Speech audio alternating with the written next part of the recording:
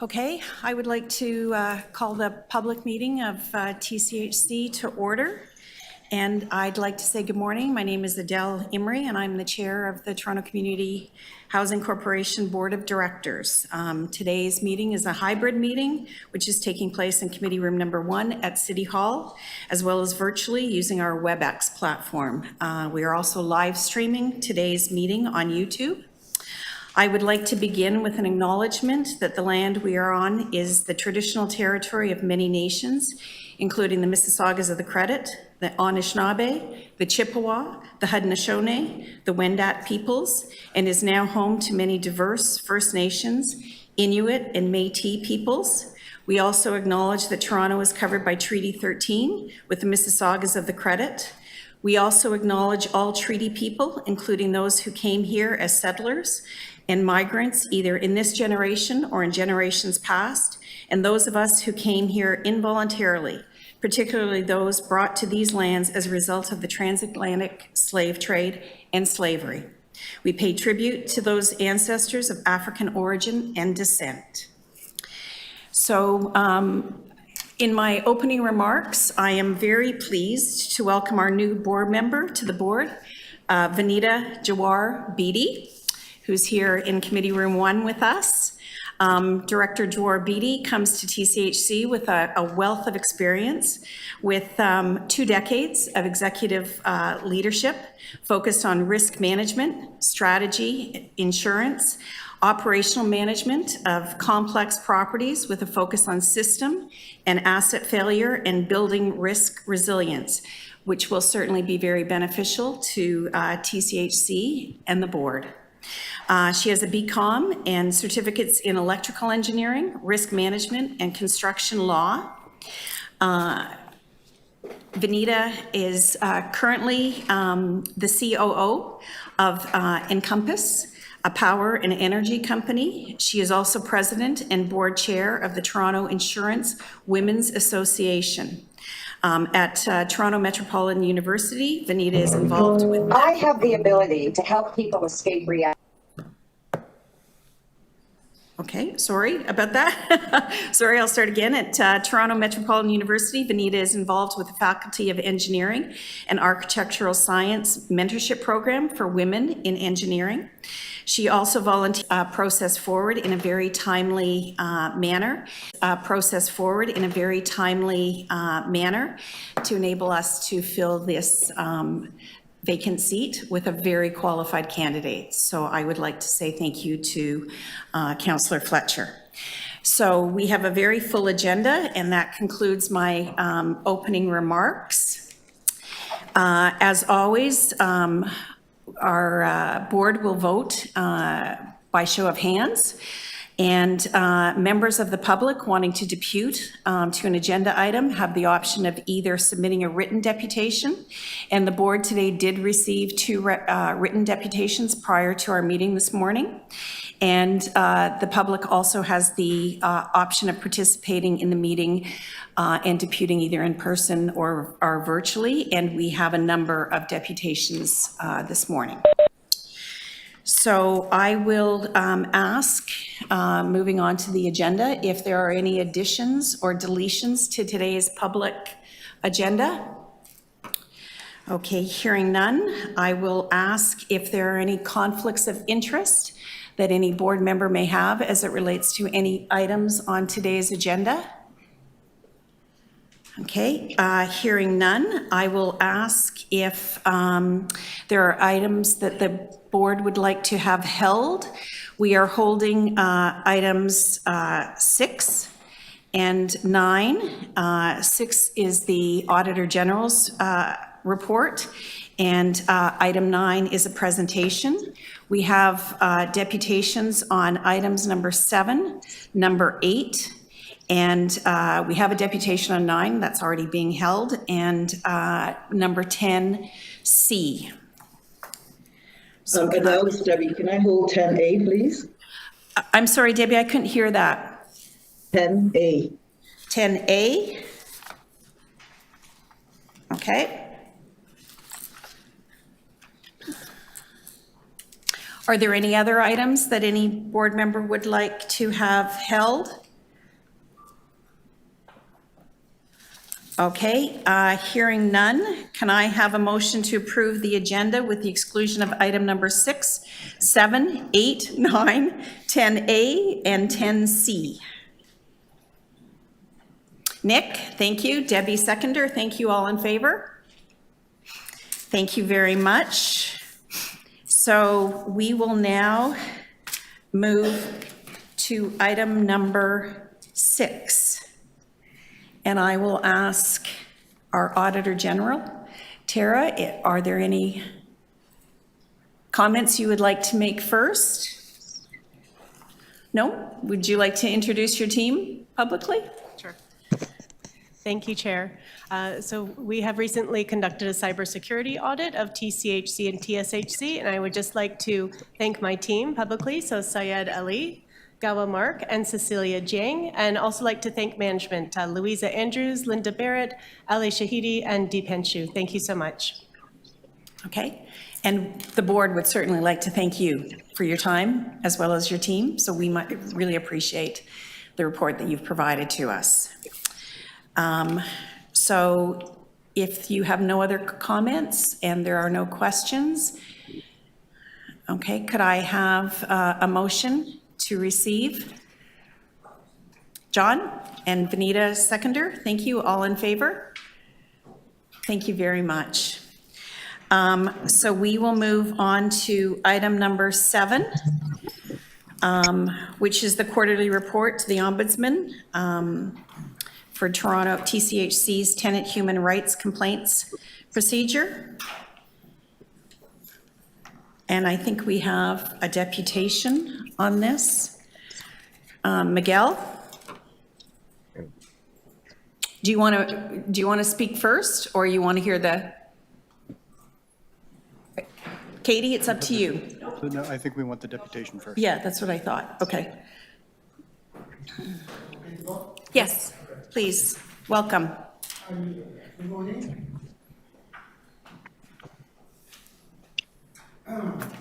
First of all, I want to make a quick disclaimer.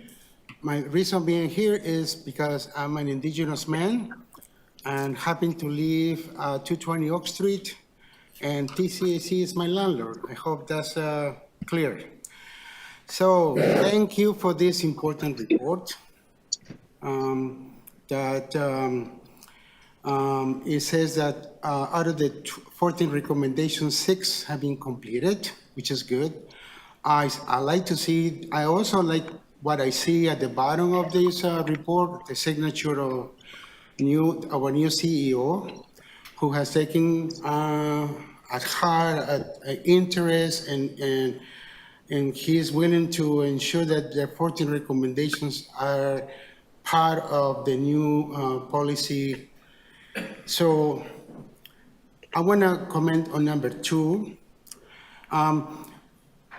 In each hub office, we have LCD monitors that are currently turned off because the vendor, the previous vendor left, and I think you have been seeking for advice from tenants how to use those monitors. These are similar monitors that are over there at the end of the corner. You see by the water jugs. So those monitors could be a way to introduce the new changes to the policy and the human rights to the residents. Because what happens is that most of the time, if you post paper on the lobbies, it gets ripped off. So that information gets lost. That's on recommendation number 2. With regards to other recommendations that are still in progress, I would like to say that in recommendation number 6, I have interest in knowing more about this process. So you have a process where you take applications that have been denied for reconsideration. Now, what tenants should be made aware is how this process is. In paper, it looks fine, but if you are a tenant who is participant of this process, I find it very biased because it seems that TCHC looks at one object from one side and don't talk about the other side of the coin, identifying all the participants who are in the complaint, like interviewing them to ensure that the recommendations are the data that we're providing or the information that was not submitted earlier is considered. There's also issues with technology. In my case, I submitted my reconsideration form, and it was I received a note that it was not received yet. So in that case, I had to walk to 931 Young Street and deliver in person. So in other recommendations, I like to say that training is good. You know that every time we discuss training of our staff or any staff of the City of Toronto, but it's hard to ensure that they are aware of all the changes in processes. So keep advising your residents, your staff, to continue to be aware of the changes, particularly at this meeting. Look, there's only one deputy. How many residents are in TCHC? And this is important because whatever decision we make today, it will have a serious impact in their lives. And that ends my deputation. Thank you. Thank you very much. Are there any comments? Okay, hearing none, we will move on to the next deputant, Catherine Wilkinson. Oh, there's two deputies. All right. Catherine's online. Yes, good morning. Morning.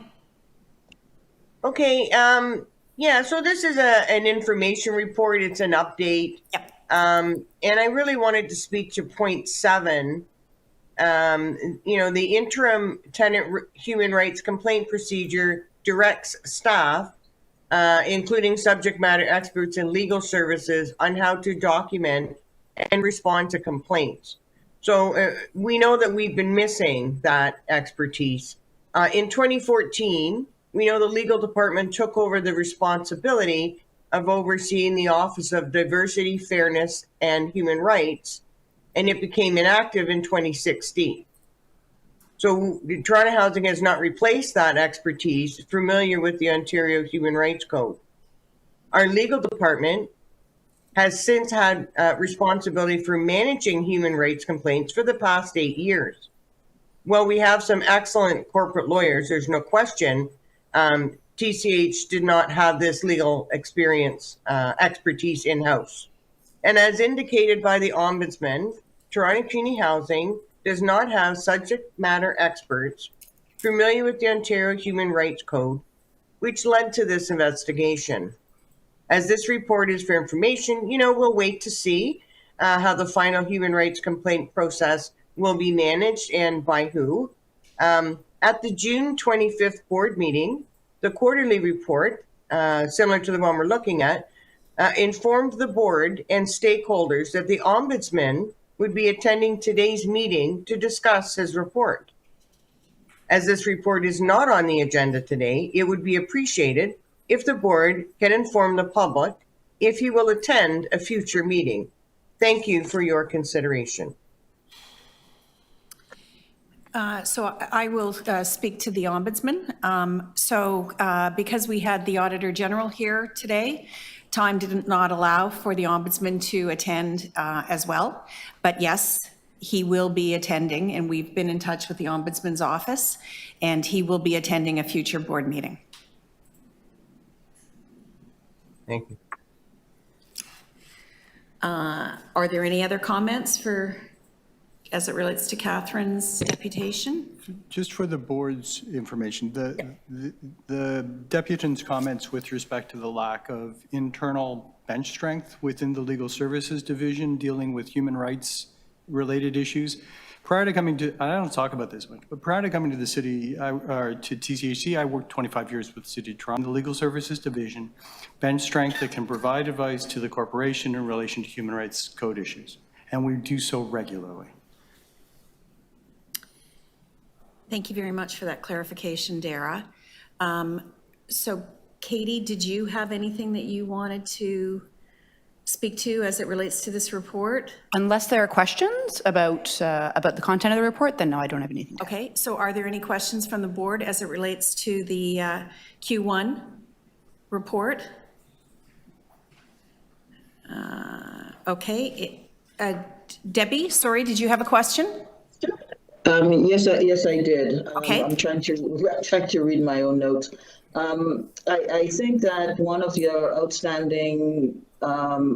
outstanding recommendations that no work has studied on is recommendation 4. I was trying to understand what you meant by no resources have been allocated. You talk, or no, I don't remember the exact phrasing within the report. Can you just speak to us about recommendation 4 and what you need to have in place for the corporation to move forward on that recommendation, please? Could I just ask somebody put up recommendation 4 just so that we can hear, see what Debbie's referring to? And I think that'll also help Katie. Yeah, it's I'm not sure who's got control of this. Outstanding, it's about resources of some sort, and I don't have the, I guess I could look. Well, no, I think the board needs to also see which recommendation you're referring to, so, there.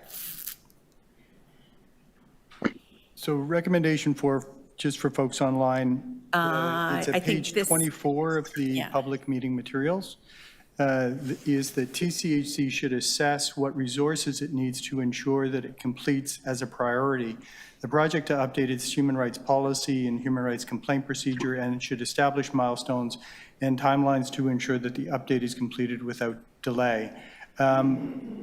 And that work is ongoing. I think the report notes that as part of our 2024 operating budget, we approved 2 new positions to assist in implementing the measures under its human rights project, including an additional position in the Legal Services Division to support this work, and to support the interim human rights complaint process. Is that the recommendation to which you were referring? Yes, it is, but the response you just gave isn't clear in the report that we have allocated money and that you have brought in human resources to move forward on this issue. So that's good to know. Thank you. Are there any other questions for Dara or Katie as it relates to this report? Sorry, John, did you have a question? Could you just remind us the extent of human rights complaints, that took place, sort of how many and how? Date? Since we implemented the complaint procedure in January? No, since, you can either since January or 2023 and you're. Action. So how do we tell if a maintenance issue is really a human rights complaint? How do you differ, like not every complaint is a human rights complaint.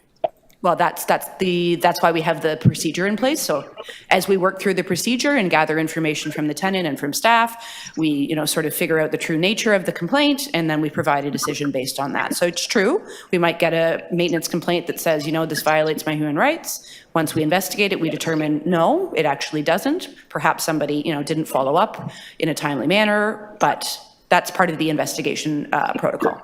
Okay, thank you.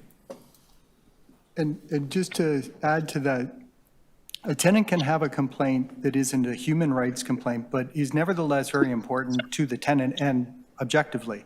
And so the fact that we determine through our investigative process that the complaint filed by a tenant isn't a human rights complaint doesn't mean that it goes unaddressed. We refer it to operations staff to respond. We just don't deal with it through a human rights lens from that point forward. Is that it, John? Okay. Marcel. Morning, everybody. I just need a little clarification.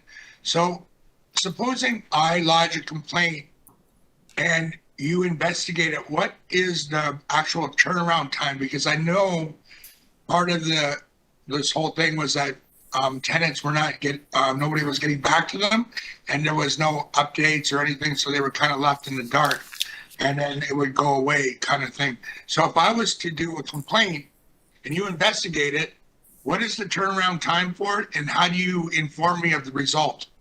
Thank you. So we have a few different points as we work through the procedure at which we communicate with the tenant. So when the tenant files a complaint, they get an acknowledgement letter that goes out within, it's now 5 business days. And we also provide a decision letter to every tenant at the end of the investigation. So we have time benchmarks worked into the procedure. We also will deliver a decision letter within 10 business days of the investigation being completed. The sort of complication is that every investigation is a little bit different, and it might be more complicated and require communicating with multiple different staff members.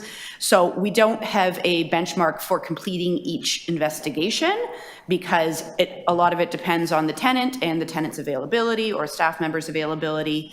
So we don't have when we receive a complaint, it's going to be resolved within 30 days.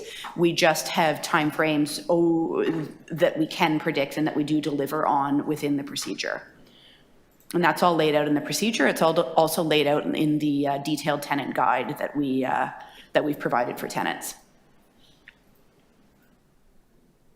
Does that answer the question?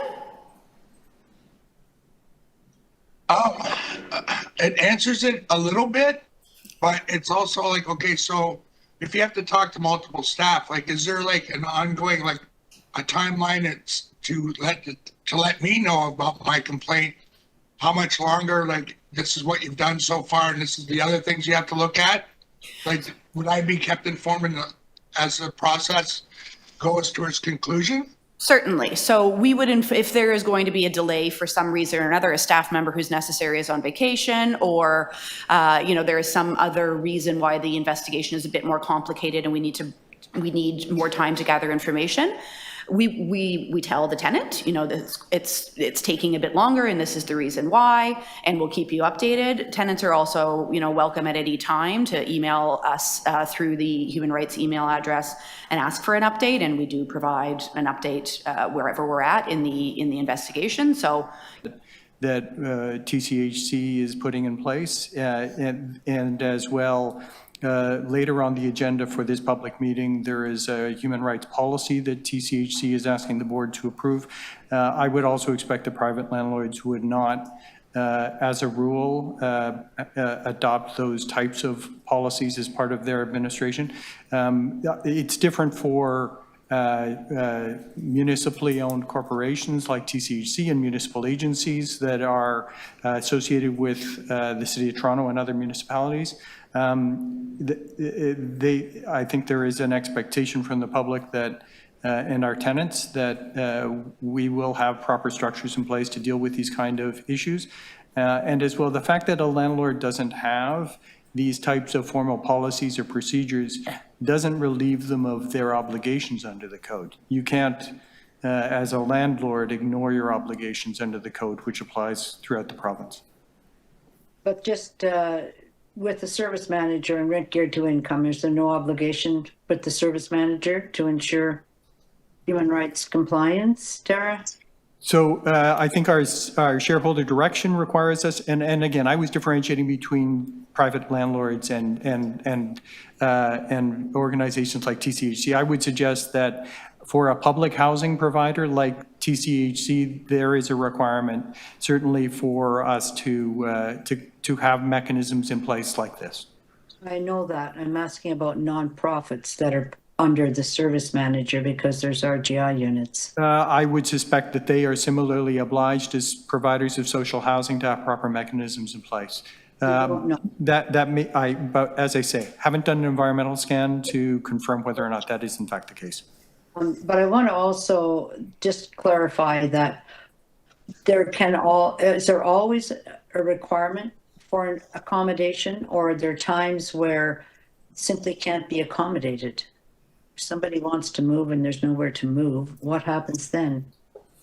I think I'll start and I'll invite Katie to add. Generally, the Human Rights Code recognizes the principle of undue hardship in terms of a landlord's obligations to meet a tenant's human rights requirements.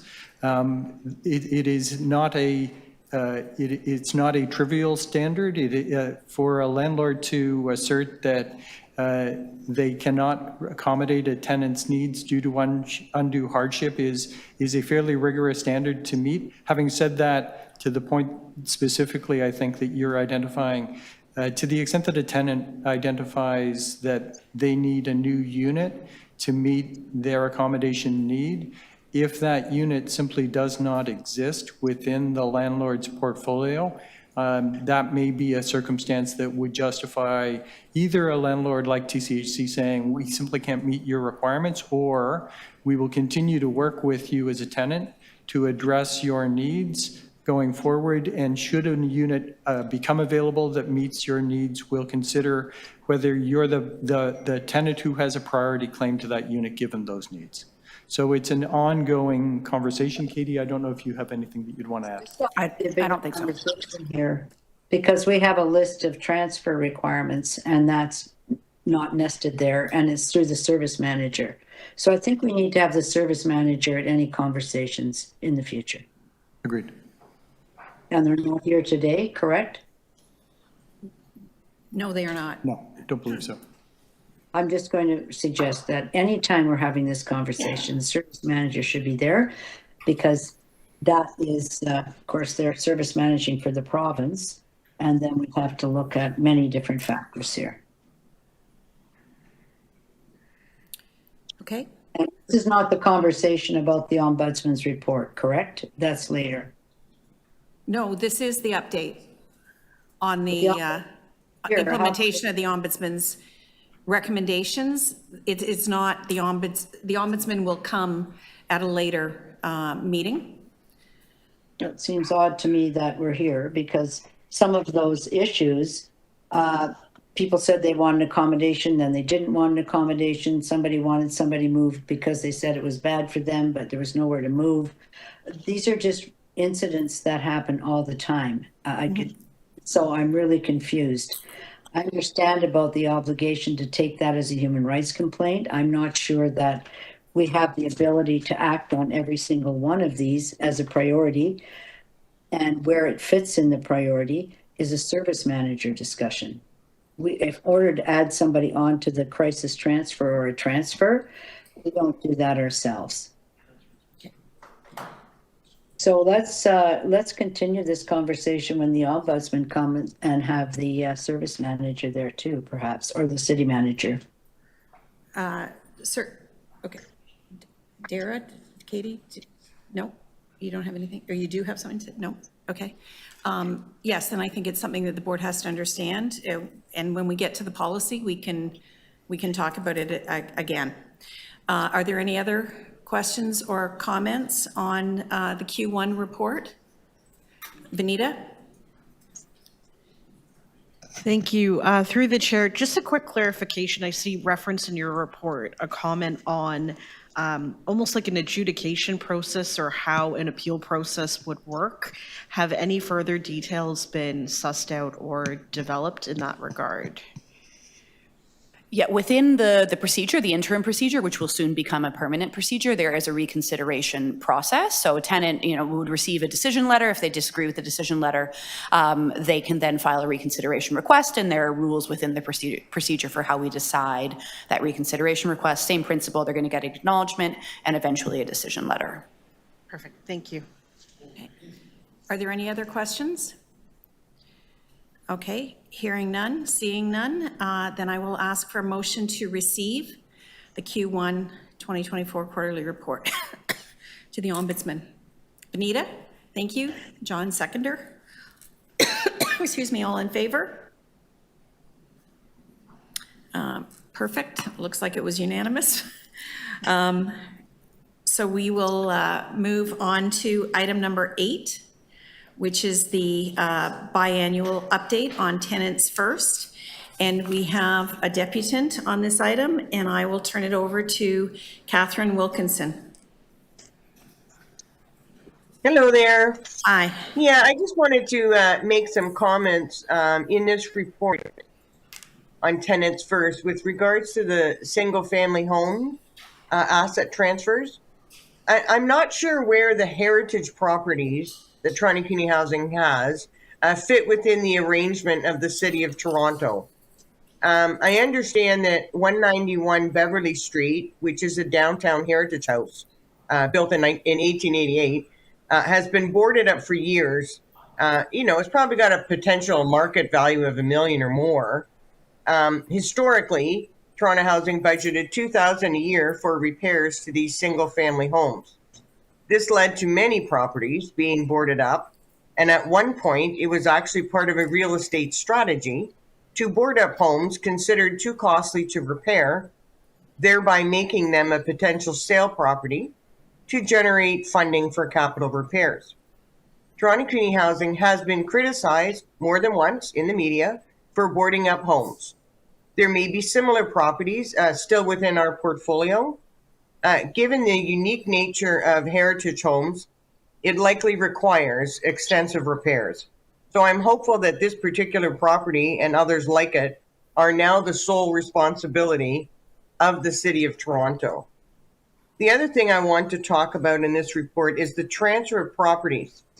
So I understand to other providers. I understand Toronto Housing is working with the city to support the transfer of the properties on Geneva Avenue and Hubbard Avenue in 2025. Tenants should not be the last to know about this transaction or read about it in the media. It is important for tenant communication materials to be provided to tenants well in advance of this transfer. This could be done by posters or mailing to each unit to advise them of the upcoming transaction and provide a personal contact person for questions. Years ago, when Toronto Housing proposed the sale of single-family homes, it was presented to the board of directors, and the tenants found out through the media that the home they'd lived in for years was for sale. At that time, it was indicated because it had not been approved, they did not believe it was necessary to communicate that with the tenants that lived in the home. So I want to make a request that we can avoid history repeating itself. Please ensure we do right by our tenants and inform them of the transfer and how it will affect their tenancy. Thank you for your consideration. Thank you, Catherine. Does anyone have any comments, or are there any questions on this report? Questions of the deputant or questions on the report, Chair? Either. Well, I just will ask how many, all of the single-family homes were to be transferred out. That was the arrangement. And so how many are actually left outside of, is it the heritage issue that's causing us a problem and they're not wanted by the land trusts? What would it take to, I agree with Ms. Wilkinson not to repeat the history because I was there for it all. But are we in conversations with the city on an orderly transfer or not? Or these are the last couple of homes outside of 5 others that haven't been fixed up yet. And I know there's nobody here that was part of that whole exercise. Through the chair, the heritage homes are transferred in as-is condition. And I believe what remains are 10 agency-operated properties and 25 rooming houses. We have completed the transfer of 849 of the scattered agency homes so far. And so what is the timing for the ones that you have remaining? We are working in collaboration with the city on moving those forward, and we do have plans in place for the remainder of this year and next year for the remainder. Okay, so by 2025, all will be transferred? It is not a firm timeline, but they are scheduled for transfer in the next 2 years. Okay. Well, they can't be transferred without repairs. Nobody wants them. There was an original repair budget for everything, and it would be helpful to understand. Obviously, that's a money issue now. Nobody wants to take a broken down old house that there's no money to repair. I think that's the problem. Yeah, Through the chair, I think we are we work in collaboration with the TD, a city at the team at the city to discuss the repairs required. And we are looking at mitigating costs to TCHC to be able to complete the transfers. Is that an in-camera question as to what we're looking at as far as the repairs are concerned? And I want you to know I'm also talking to the city because there's many of them in my ward still. Is there a ballpark? Through the chair, I don't have that information directly, but I can take this offline and bring this in a later report. Thank you. Thank you very much. Okay. Are there any other questions or comments as it relates to the biannual update on Tenants First? Adele, if you don't mind, Debbie? as TCHC, are we proactively going out and finding nonprofit housing providers to take on these scattered houses? Notwithstanding the various concerns that Paula raised around need for repairs and all of those kinds of things, and that Catherine raised in her deputation. There's an entire process with the city, Debbie. Circle Land Trust was created in the East End, and there's one in the West End, and they have to be created, they have to be surplus, they have to go through the city, they have to be designated, and then, but nobody wants them if the repairs are so great that there's no funding for them. So that is the issue. So they're still ours. Okay.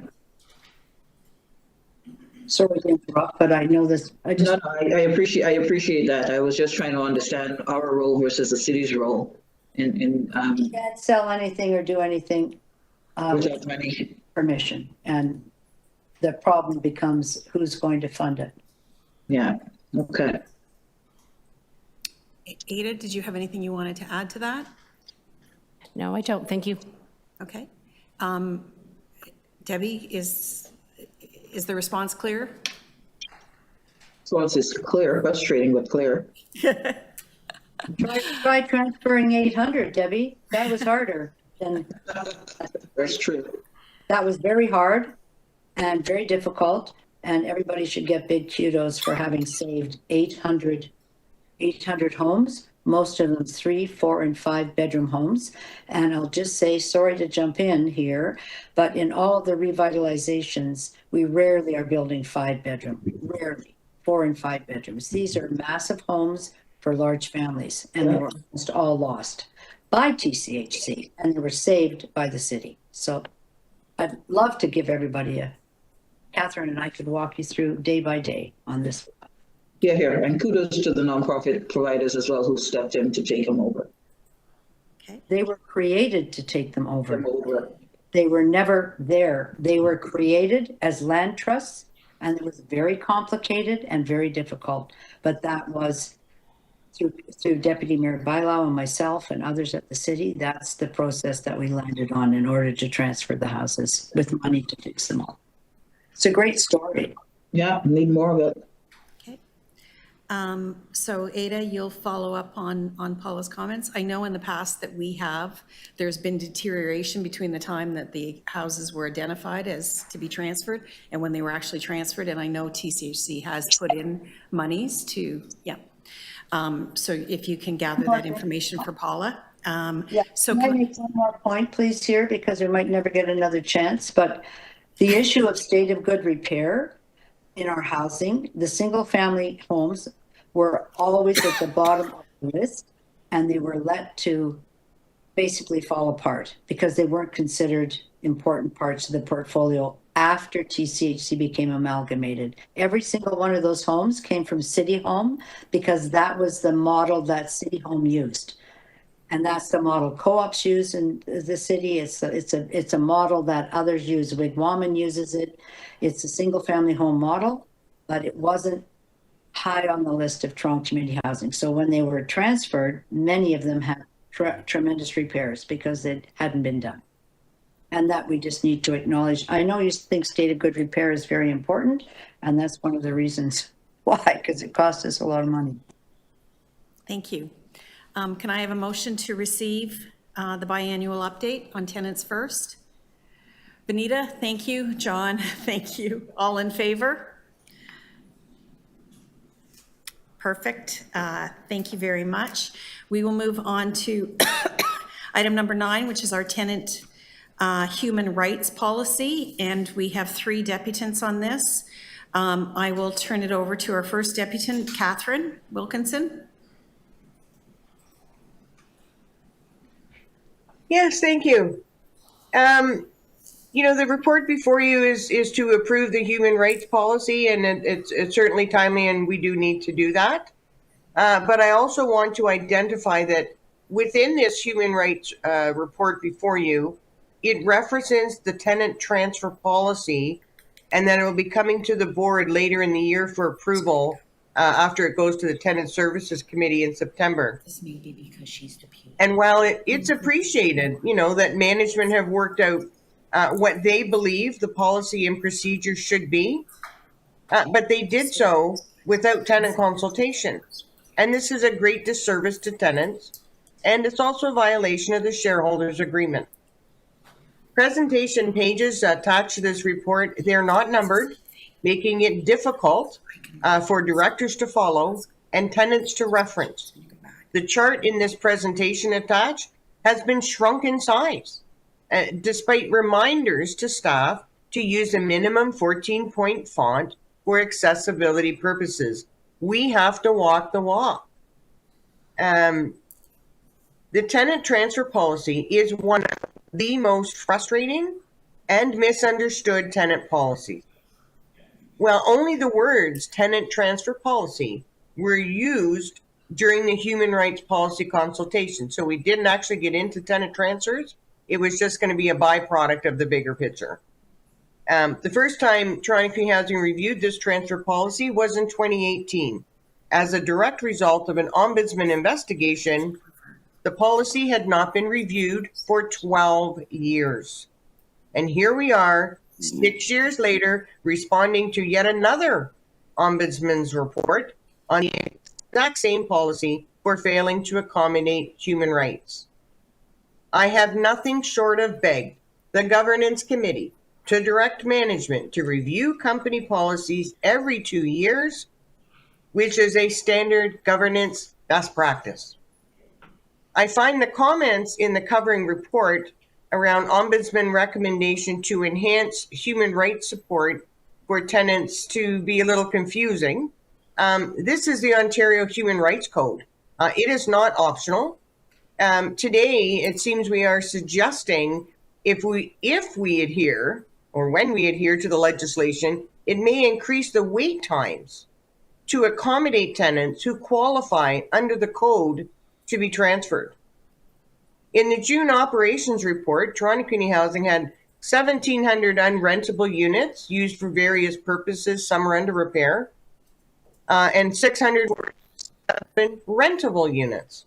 So TCHC is legally required to accommodate the rights of tenants who qualify for transfer under the code and in a timely manner and to the point of undue hardship. I noticed that Toronto Community Housing hired an expert legal firm familiar with the Human Rights Code to get advice on managing our relationship with the Ombudsman. I'm really struggling with this centralized intake system. You will be hard-pressed to get tenants to think of this as a request for resolution for a unit issue. That is corporate speak. Tenants don't know if they are entitled to accommodation under the code. This process may be expedient for staff, but does it really work for tenants? I'm not even sure I get it.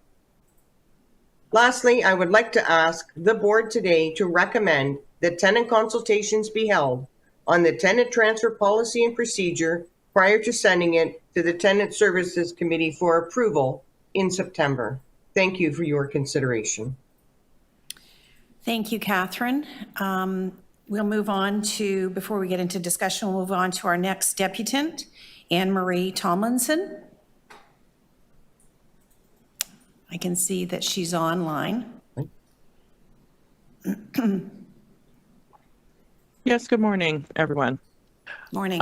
It's great that the tenant human rights policy, good morning, that the tenant human rights policy is being reviewed important policy. It's very key. These are the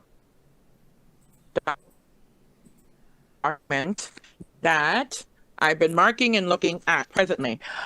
Number one, if a list of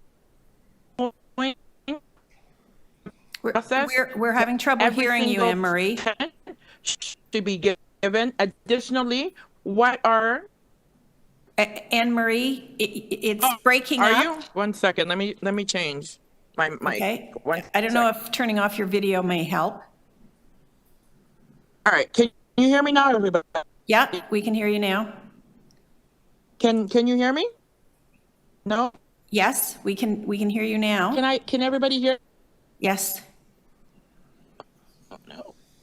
One second. Now, Yes, we can hear you. Can everybody hear me now? yes. Do you want to proceed with your deputation? Oh, With your video okay, off, thank it you. may be better. And morning goes all online and good. Oh, so this is a very important policy as Those of us can online are everybody hearing hear me Anne now Marie. at City Hall? Hello? Those of us online can hear you, I Anne don't know if Marie. they can hear me in City No, Hall. it's which I cutting think in they and need to out, hear Anne me Marie. there. Oh, I don't know what's going on. Can you hear me better now? Okay, do you Can want to try hear me better now? proceeding? Yes, I do want to. I hope everybody at City Hall can hear me because this is important. Recommendations that I hope will take into consideration. Number one, the human rights policy is very important. Support for persons doing the human rights application is very key and important. Advocacy through the beginning and the end, because some tenants do not understand the process and they need advocacy help from beginning to end. That's very important so that their rights are clearly adhered to. Additionally, a list of everybody in charge of the process. All know who to the process in the letter that they're state Anne Marie, it's cutting out again. what the resolutions options are going to be for goodness, I don't know what's happening. Can everybody hear? Yes. No. Okay, now you're frozen. What is this? You're reconnecting to the network? Check your network connection. Is it? It's us. Okay, Anne Marie, it's the issue is on our fault, our side. Is it saying, trying to reconnect to the, so can somebody speak to somebody at the city? Yes, you should just hold on until you hear back from Adele. Okay. In the meeting. We can hear now, but. Oh, you can hear me now. Okay. So is my 5 minutes restarting or? It's not restarting, but. How many minutes do I have then? I don't know. Dara's not at his desk. So just, please, Anne Marie, just keep going.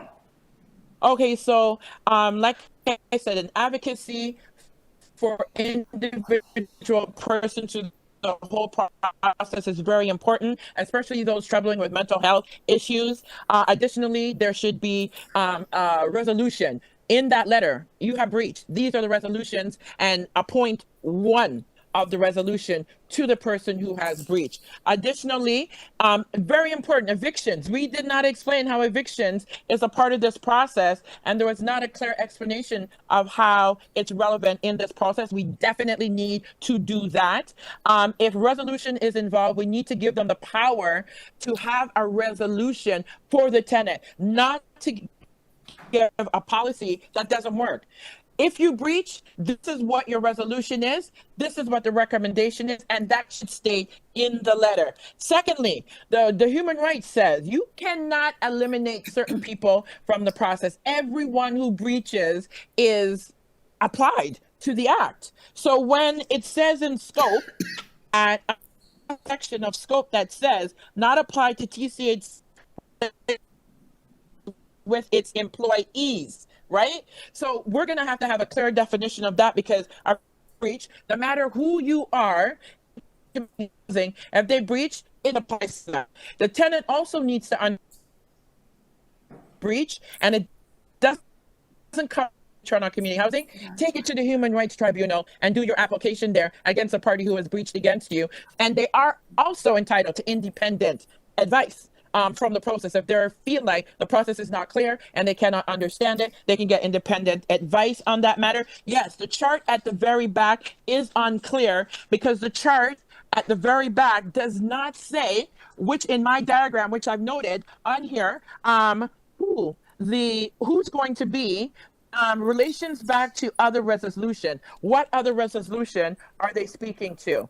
When it speaks to in-unit accommodation assessment, who are those individual persons? Are they being trained on the code? How often is their training updated? Because right now, as we see it, the complaints process is there, but it's a mess because the individual persons who are doing it are unclear about the proper process that is in place. Therefore, tenants are left in the lurch for what's happening. Very bad process. Tenancy management. Those persons should not be a part of the process should not be in the hands of Toronto Community Housing staff. It should be individual parties that should be doing it because it's too important to be left in their hands. Thank you. Thank you very much, Anne Marie. And our last deputant on this is Miguel.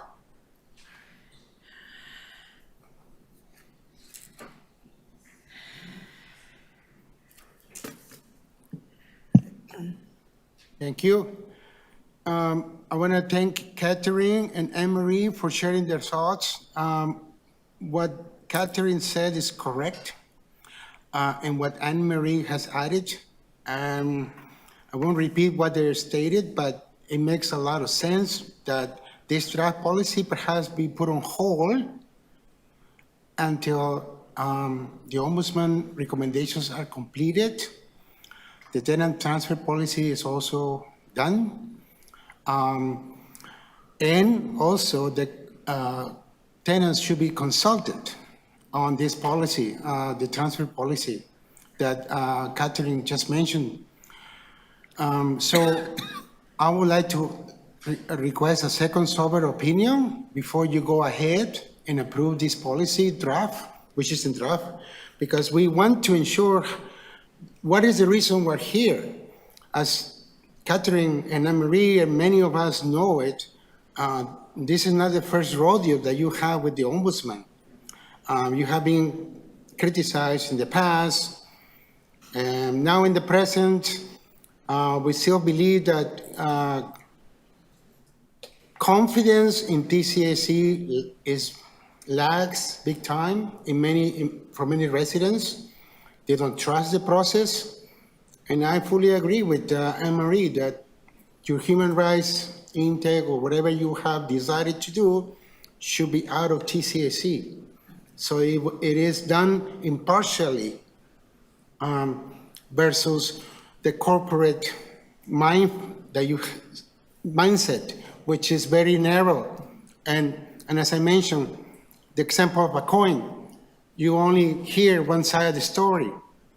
And that's not how you arrive to a proper conclusion, my friends. You have to listen to both sides of the story. I always say that to everybody. Listen to both sides of the fence to make your conclusions.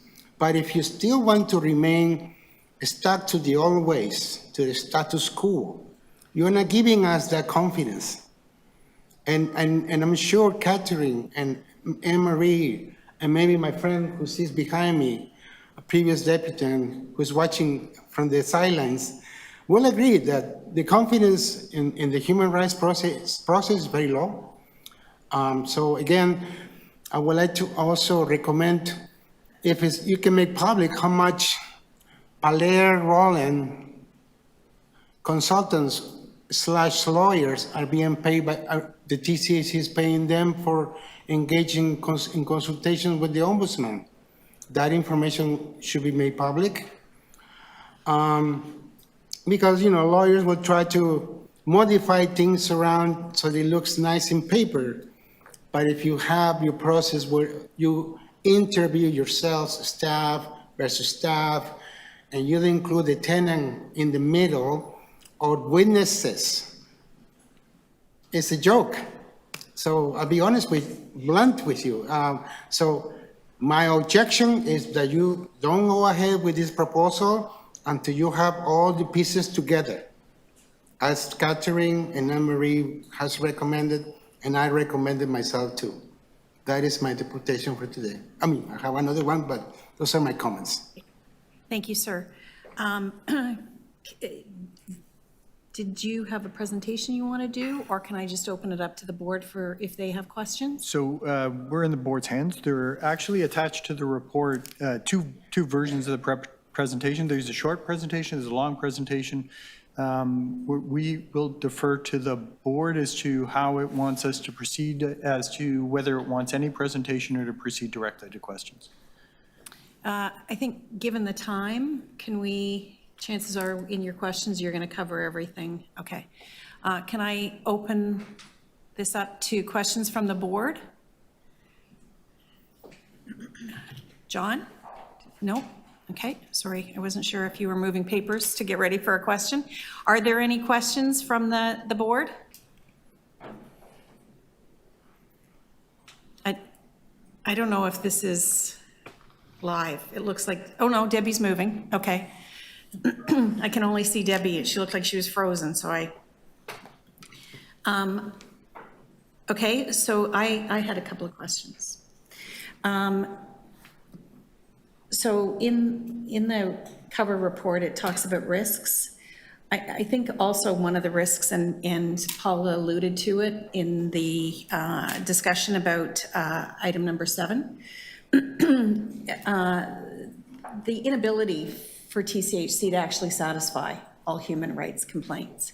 And I think expectations do have to be clear, and I think that is a risk for TCHC, that we can't necessarily satisfy everyone as they would like to see the resolution come to play. So I would like that to be added to the risks beyond what is already there. And I do have a question. This is a very general policy, and it refers to 2 other policies, which we're not seeing today. And in my view, if we're going to approve this, we should see the policies that it's referring to. So we have this policy, and then under that policy, we have some procedures, and the procedures have gone to ELT, and they're at an ELT approval level. What I think might be helpful for the board to, and we can bring it up on the screen, that is part of the presentation, is this chart that is in the presentation, which I'm going to share it, that explains how the system all works together. Can everyone see that? No. Oh. Can somebody, I don't know, Sonia, can you? You see that? No? I don't? Oh, okay, now. It's very slow. It says we're having, okay, there, I see it. Do people online see it? Yep, I Yes, see. they can. see it Okay, now. okay, perfect. Yes. So under this policy, and we've tried to keep the policy very simple to ensure that there is no procedure in it, and to keep this policy sort of an overarching policy statement of what we're doing as an organization and how we're going to meet those obligations rather than what exactly we are doing to meet those obligations. But under the policy, it fits sort of into a system of policies and procedures. So it's obviously related to the transfer policy and the transfer procedures, although there are different things, although there are human rights implications to transfers. So what we've tried to do is create a more centralized system. And this is one of the goals that we had when we undertook the Human Rights Project back in 2022 or 2023. So whenever we began that project, was to create a more centralized system, and that would help us have more access or help us have more involvement of subject matter expertise when we're making decisions that relate to human rights. So as I think a couple of the deputants have referenced, the goal here with our new human rights policy and the procedures that exist under it is to centralize both human rights requests and transfer requests to an extent. So the idea is, if you look at the chart, a tenant fills out a request form. So it is essentially a resolution form. So something is they've requested, something be fixed in their unit, or, a grab bar. That's a good, easy example. They want a grab bar because they're having mobility issues. They've, maybe asked for it a couple of times. They've called the call center and they feel like the issue hasn't been resolved to their satisfaction, and they feel it might be a human rights complaint. So they fill out a resolution form, and it then comes to a centralized intake team within TCHC, and it then is sort of triaged by subject matter experts into where we think the resolution needs to lie. So another request might be, I'm having anxiety in my unit, so I need more space. So we might get that kind of request, and it might be, well, we have to think about it as, is it something we can resolve in the unit, or is it something that potentially needs to be considered as a transfer request? So the idea is to centralize tenant essentially accommodation requests, or what could be an accommodation request, or what is a resolution request for something that doesn't relate to human rights, so that we can have eyes on it with subject matter experts, so that we can ensure that we're applying either the proper human rights principles or proper legal principles that exist under the HSA or under the Residential Tenancies Act. And then after that is done, send it out to where in the organization it does actually need to be dealt with, whether it goes back to a super, whether it goes to the transfer team to make a decision on that, whether it might go to the accessibility team that decides on in-unit accommodations, and that would then follow that process. And then a tenant, we are ensuring that within this process we're communicating regularly with tenants, both about where we're at in the process and about what the proposed resolution is, so that we don't lose things, so that tenants know they have one place to go, and so that also we have access to the subject matter experts are getting eyes on these requests, so we ensure that we're applying the right legal principles and meeting our legal obligations, most importantly, our human rights obligations. So that is a system that sort of exists under this policy, which is why we wanted to bring sort of this brief presentation and this chart, because I agree, the policy is pretty straightforward, but that's because we want to keep it as a policy and not a procedure, and keep the procedures separate from the policy to keep them sort of where they should be. Dara, did you want to? Two important points that I'll just stress. I mean, the idea in the policy is to state that principle. We comply with the Human Rights Code as a matter of principle. There are, as Katie's pointed out, there are procedures that will constitute the mechanism through which we apply those principles on a daily basis, but we don't bring those procedures to the board because they're operational in nature. But from the tenant's perspective, the important piece and in the approach that we're taking, as Katie's described it, is sort of a one-desk approach.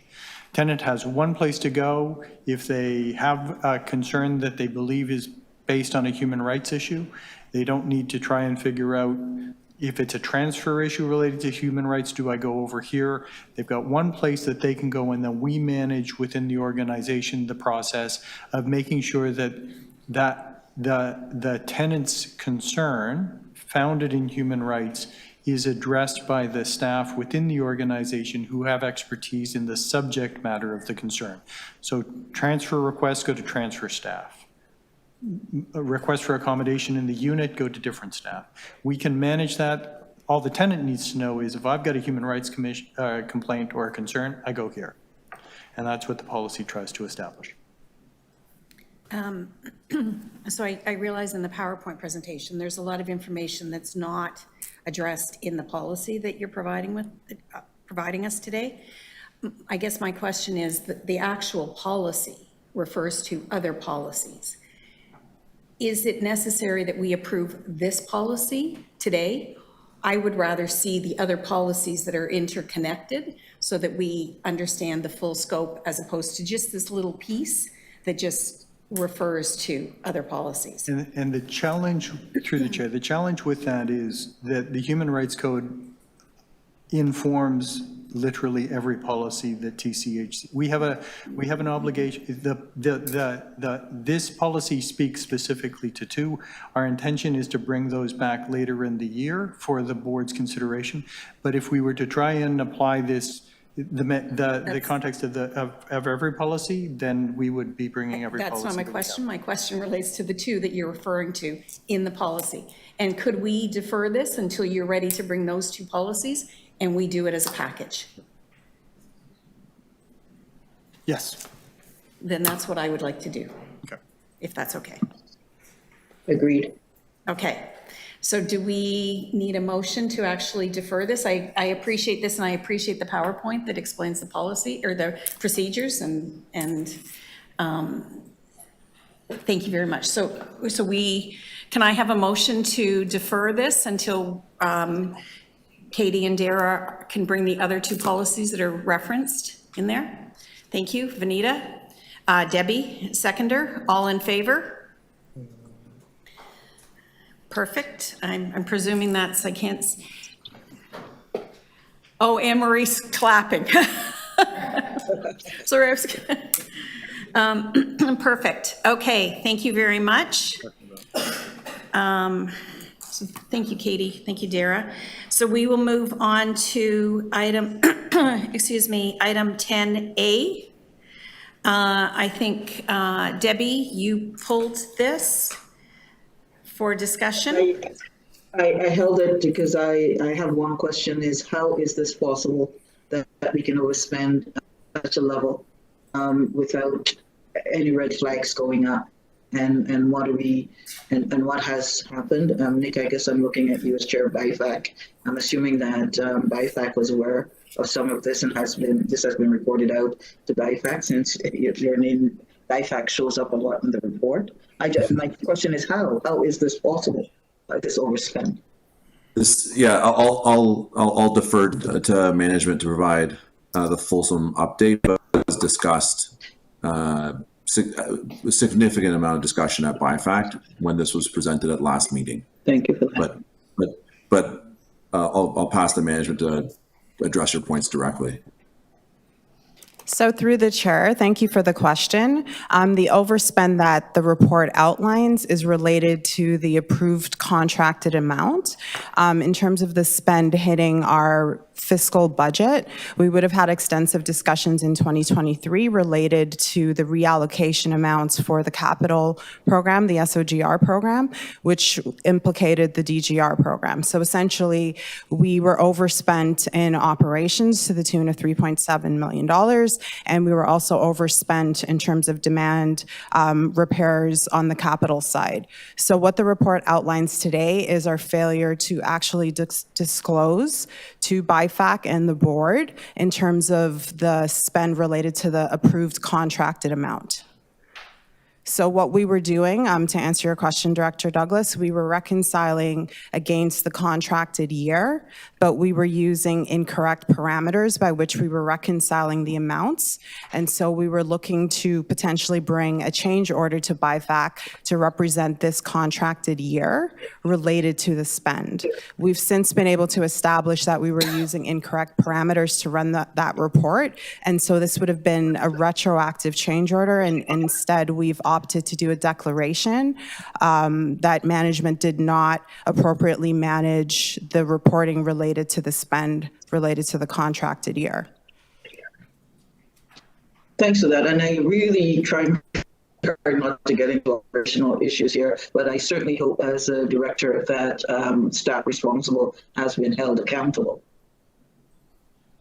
So through the chair, although I can't get into personnel issues as you've identified, we are working extensively to look at that entire area of the business, including moving the responsibilities associated with reconciling the expenses to a different team. We are looking to also bring in expertise. So we have a posting right now for a new role that will support this work. And so we have been looking at that. And I think there's going to be other opportunities to realign the team to better support this work moving forward.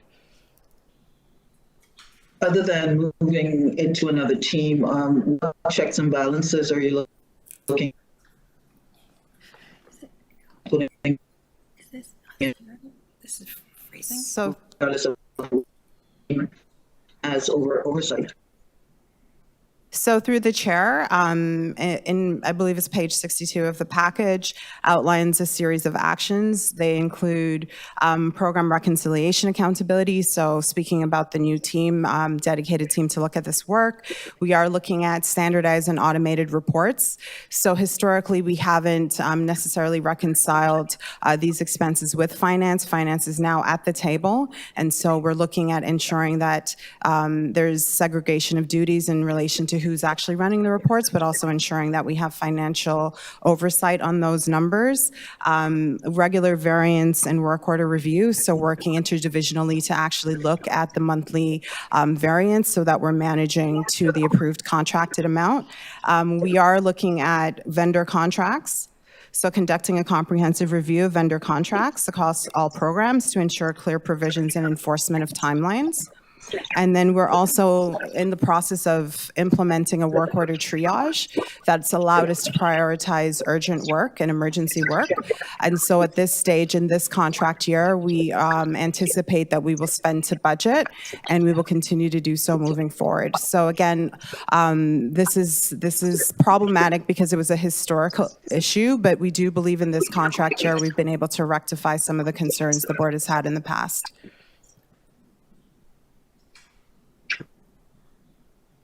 Thank you for your responses. I'm hoping we can, I'll probably have another comment in camera. Thanks. Are there any other questions as it relates to this matter? I have a couple.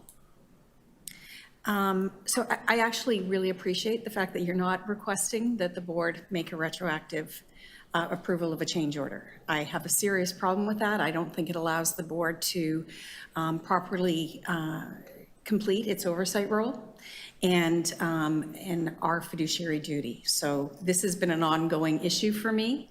I think whether you get retroactive approval, your controls failed. And whether we approve it after the fact doesn't change the fact that your controls failed. So I just want that to be clear. And I think, so you talk about a number of steps and these groups that you're setting up to meet and whatever. We also heard that when we had the issue with the budget. And so there was interdisciplinary groups or interdepartment groups. I'm trying to understand how all these groups and committees that are meeting and discussing and reviewing, how they're fitting together so that we're actually moving forward and you don't have one group that's looking at the budget and one group that's looking at this, and that somehow and maybe this is a question for Sean, but that there's actually an oversight at the top, an umbrella that's actually looking at all of these procedures and ensuring that we are moving forward and that changes that are necessary are actually being made. So we hear a lot about groups and. So through the chair, there is a group that's looking at our SOGR program as it relates to demand spending. Much of that work is parallel and supports the work that this group will be looking at. So particularly around the reporting and reconciliation. So it is the same staff that are implicated. They are reporting up to that group. We also have an executive group that has representation from FM, operations, finance, and supported by extension by our CEO that is actually holding that group to account. And so we're looking to align all of the internal procedures and approaches to ensure that this doesn't happen in the future. So they're not necessarily independently functioning groups. They're all kind of report up through that structure, and we're advancing the work through both the committees that the SOGR work spoke to, but also this work. So again, it's the same staff. We're just looking at how we prioritize focusing on the reporting as part of that larger process. So that is one of the action items we were looking at as part of the larger process. This issue has allowed us to prioritize focusing on the reporting moving forward. Okay. So maybe for the board's information, we can understand how you can present to us how these different groups, because they're just coming up as it relates to individual issues, how they're working together to actually make changes in the processes. So I don't know if that's a Sean question, but I think it would be very helpful for the board to understand. And, you know, I think we need some details here. Like, I know with the budget report, and it's item number C, it just says, oh, well, here were the things that we were going to do. Oh, that's complete. Well, it doesn't actually say, you know, one of them relates to vendors and how you're, you know, reviewing the processes. And it doesn't say exactly what you did, but just says, oh, it's all complete. It doesn't say what you've learned, what's changing, what improvements are being made. And I think that that's what the board, like when Debbie's asking her questions about how is this happening, that's what we need to see and understand, not just it's complete, because the steps are very generic in their form.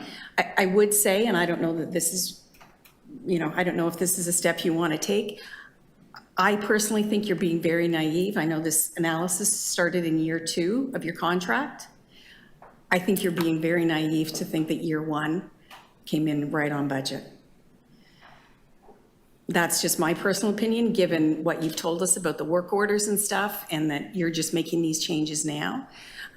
I just think that that's naive. I'd like to think maybe you underspent, but to just presume that it doesn't need to be analyzed, I think is a bit naive. So I will turn this over to Sean to take control of the reporting, but somehow we have to put these pieces. They can't just be isolated incidents.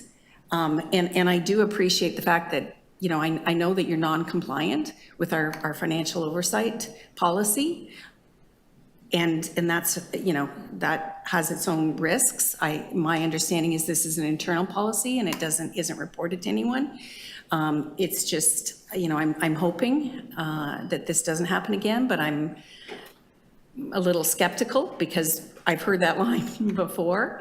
And I would prefer that this comes as a notification rather than boxing the board and pushing us into a corner and saying you have to approve, which is the approach that's been taken in the past, that we had no choice.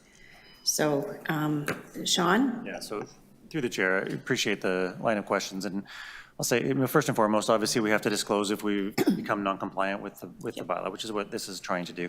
But you rightly raised the question that this is about a failure of controls, right? And that's really where we have focused our efforts at the executive table as well, to understand, let's better dive into and understand the system of controls and where those failures are occurring and how that might also replicate in other situations. So that's the work that we have now begun, to look at the variety of contracts that we have in place, the variety of budgeting and procurement controls that exist, to be able to provide more confidence on how that's all being managed. So I'll have more to say about that in our in-camera updates, but rest assured that's identified by our executive team, it's identified by me, and this report speaks to how we are addressing this particular incident. It doesn't speak to the larger question of how are we more appropriately addressing those failures of controls, and I'll speak to that. Okay. And that's what the board would appreciate, rather than just these isolated incidents where you're putting some kind of a group together to discuss. So are there any other questions as it relates to this matter?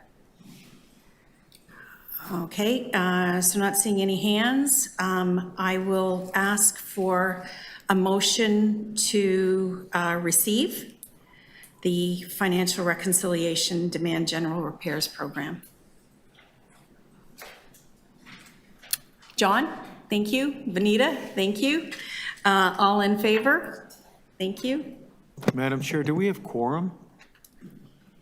Well, no one's told me we don't, so we've got 1, 2, 3, 4, 5, 6. I don't see any cameras on for board members. Their cameras are supposed to be on. I can see that there are board members who are in the WebEx but don't have their cameras on. So I think it would probably be appropriate. Peruzza is right here. I don't have my camera because I have a weak link.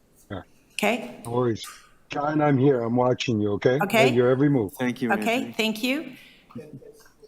For board members in the room, the image that you're seeing on the screen of board members doesn't reflect the image that I'm seeing on my computer of board members. So I see far more board members with their cameras on than is shown on the screen up in the room, Okay. which may cause some confusion. Technology wonderful. Yeah. on it. So when it goes down, we all fall apart. So I think I had a vote. All in favor? So I can't see everybody's hands, but if anybody can turn their camera on, it would be helpful, so we do know that you're still here. And look forward to the further reporting. And again, I thank you for the honesty in the report. So can we move on to item 10C? And we have a deputant on 10C. This is our last item, and I will turn this over to Miguel. Thank you. So this is one of the most complex deputations I have made to the TCHC board, because my knowledge of capital and finance is this little. Thankfully, my partner showed me how to understand charts and financial information that is in this report 10C. Why? Because 220 Oak Street is a building that was consulted extensively by the corporation in 2018. In 2018, we were consulted. I want to put a picture on the overhead, if you can see it. Is it possible? Right on, there it is. That's 220 Oak Street, and it's all splendor on the top. In 2018, we were told that a large number of priorities will be included, and the board approved a capital budget investment which will allow to have the building have a tower renewal from top to bottom, from the basement to the 28th floor. And as you can see, it will look almost brand new compared to the eyesore that is currently 220 Oak. I'm concerned mostly because part of the discussion was community benefits, jobs for residents of this building. The project has been put on hold. On the report today, in implications and risk, you acknowledge that you are facing a budget decrease of $160 million after 2027. So any capital funding projects that currently you are undertaken, there will be a huge decrease since we are losing funding. And I've been seeking information about the status of my building, because pre-pandemic, there was a building condition assessment, I assume, was made to budget accordingly for the tower renewal. I think it was $28 million at the time in 2018.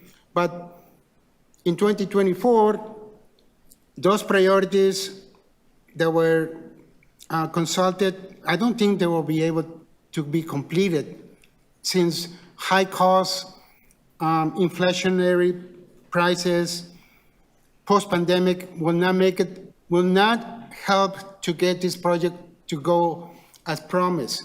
So my request is since you are changing numbers around in this report, I wonder if there's any interest in reviewing the capital spending for 220 Oak Street, because a lot of my residents feel that, including myself, don't know when are we going to see the construction happening that we were promised in 2018.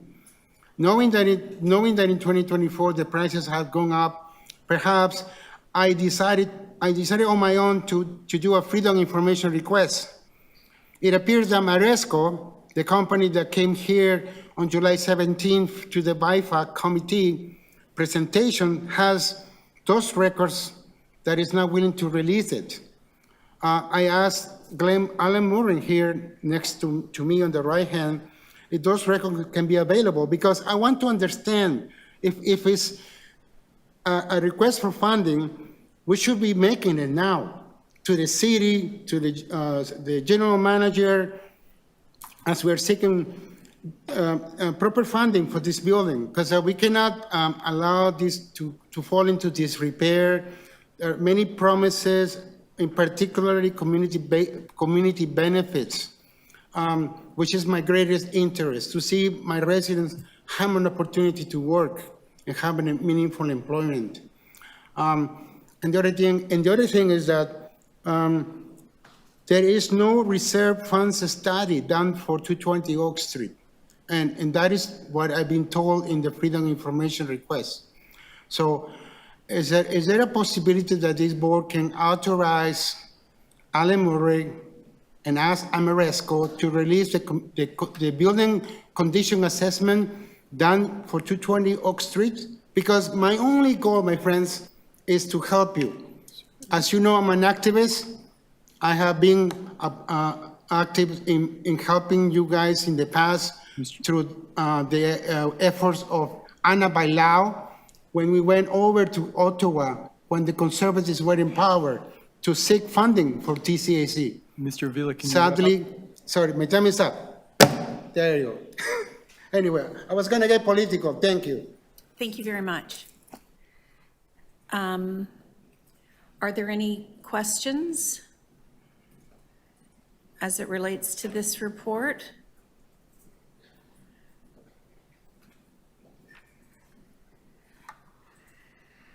I have a couple.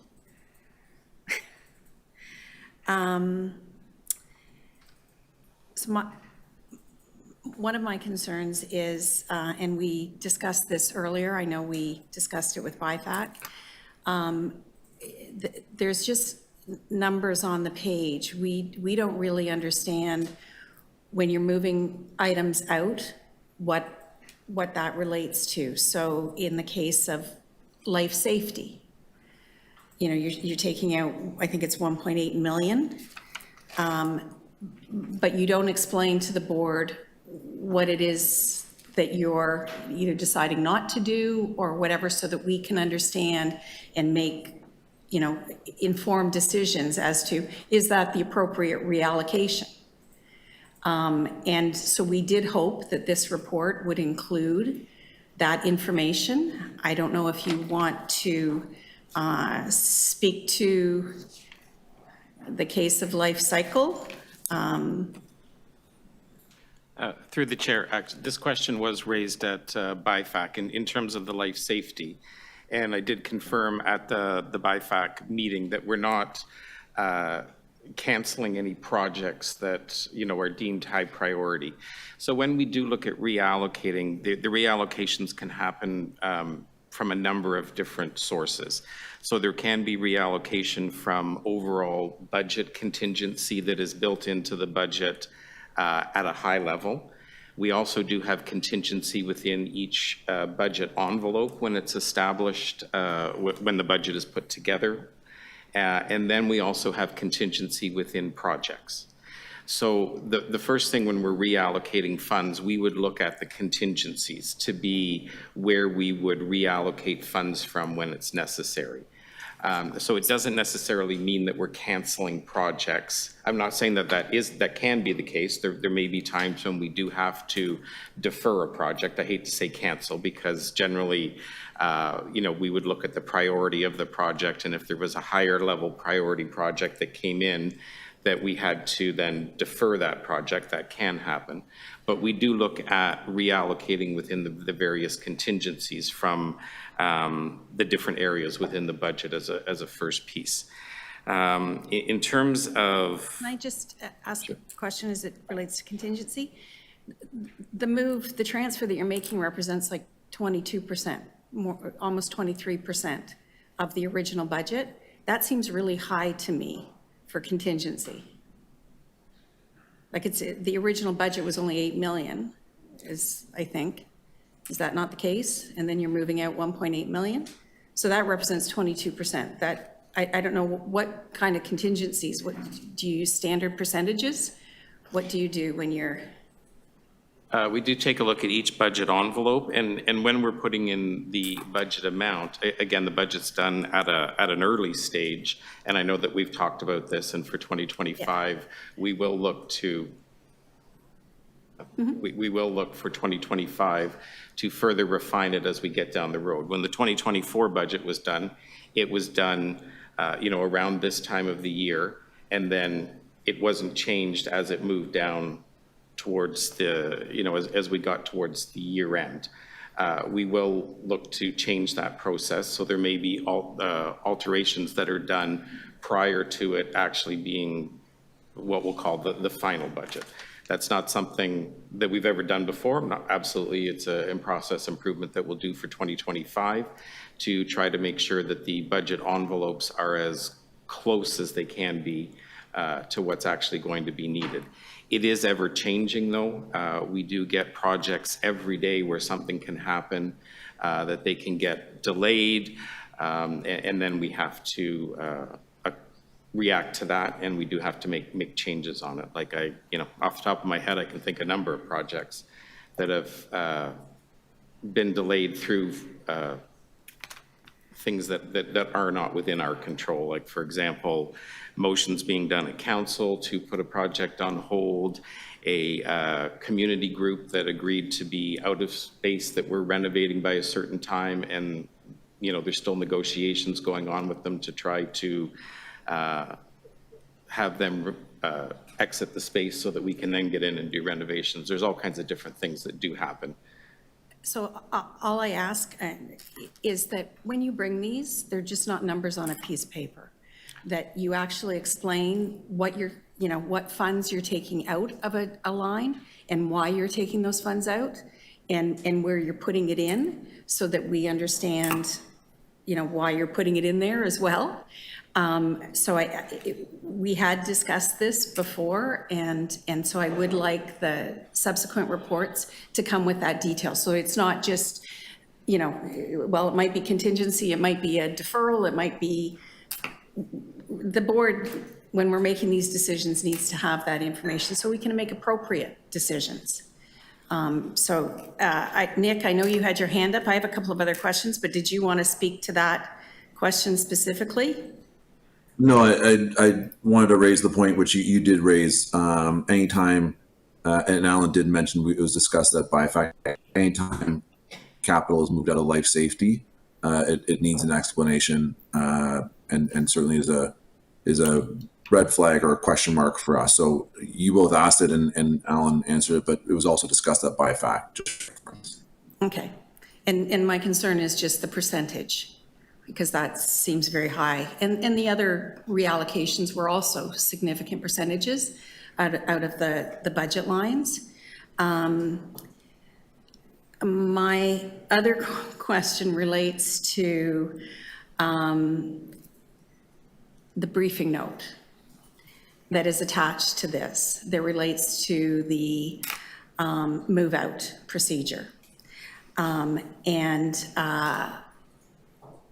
I have serious concerns about that as well. And then I noticed in your reallocation, you're not reallocating any of your budget back to move out because they're over budget.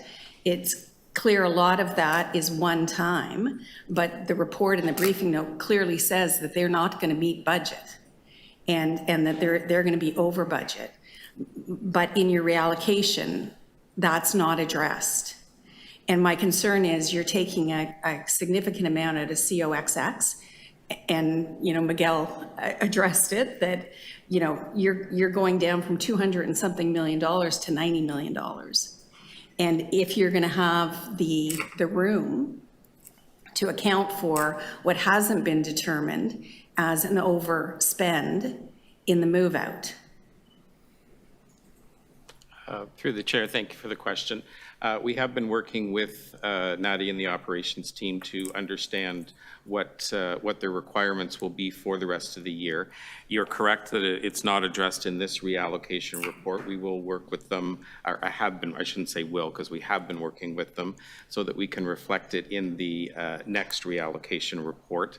And the comments made by our deputant and yourself are absolutely very well understood, and it's something that we are very focused on in terms of the decrease in our capital that's happening after 2027. And should we go down to the 160, that will require significant changes in how we proceed with projects.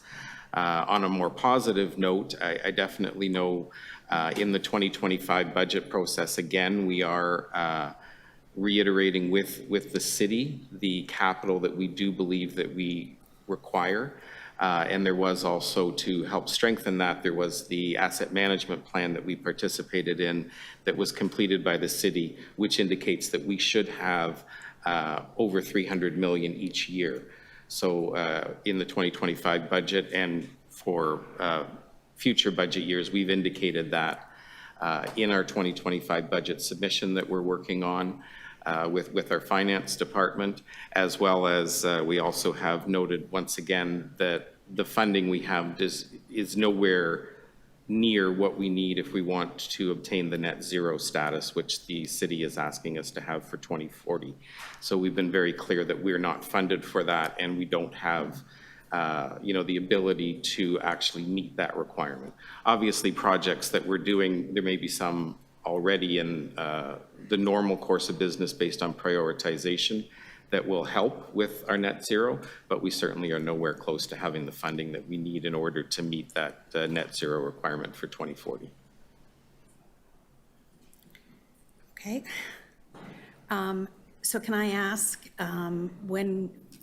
right now you're doing everything straight line, and we discussed in April that straight line usually doesn't work for planned.